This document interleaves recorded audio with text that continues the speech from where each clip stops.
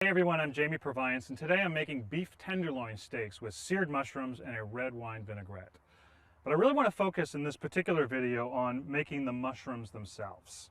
So here they are. I've got some cremini mushrooms, these little brown mushrooms, which would grow up to be portobello mushrooms if you let them sit in the soil a little bit longer, but we've harvested them while they're creminis, cut them up into little wedges like this.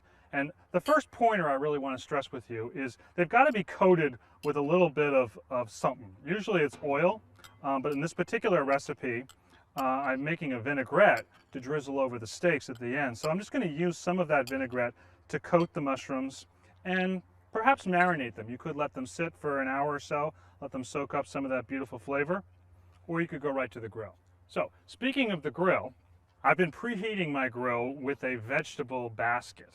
This is a really helpful accessory to have when you're grilling a lot of small things such as these. As you can imagine how difficult it would be to turn each one individually.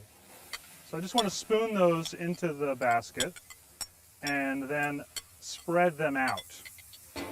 There's something you should know about mushrooms, which is that they are about 90% water, and if too much water comes out too quickly, you end up really steaming the mushrooms and you end up with sort of a soggy texture.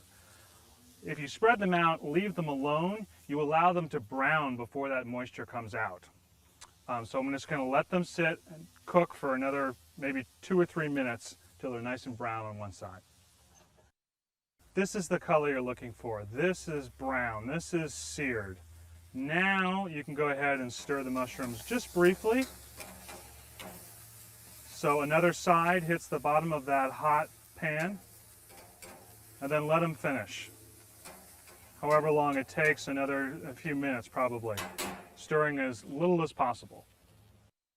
At this point they're looking nice and tender, beautifully browned, and frankly I would serve these right over a steak and be perfectly happy. But if you want to go another level, you can mix those with some bacon and onions. And a little bit of fresh herb. I've got some chopped chives here.